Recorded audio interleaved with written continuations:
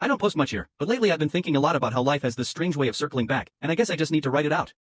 Maybe someone out there will relate. So, let's rewind to high school.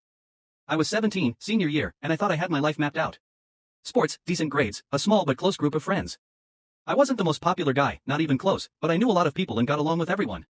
I liked being the guy people could rely on. There was this girl Emma. Quiet, smart, artistic. She always sat in the back row in English class, sketching little doodles in the margins of her notebook. At the time, I just thought she was one of those good kids who did her work and kept her head down. We weren't in the same circles, so our paths didn't really cross outside of school. What I didn't know back then, and only found out years later, was that she had this massive crush on me. Like, apparently it lasted for years. I had no clue. Looking back, maybe I should have noticed the way she always seemed to laugh a little harder at my dumb jokes when I was answering in class, or how she'd glance away quickly if I happened to turn around. But when you're a teenager, you're so wrapped up in your own little world that you miss the obvious.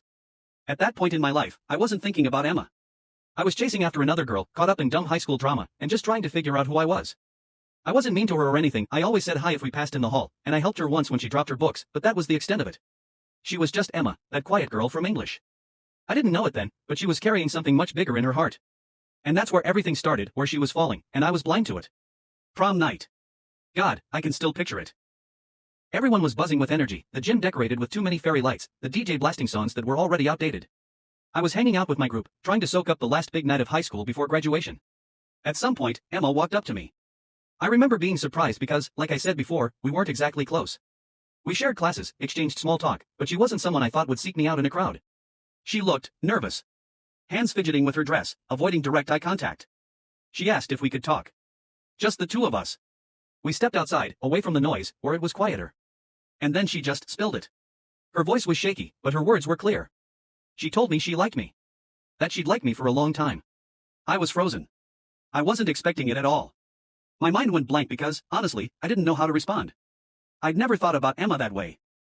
She was kind, beautiful in a soft kind of way, but she just wasn't on my radar. Not then.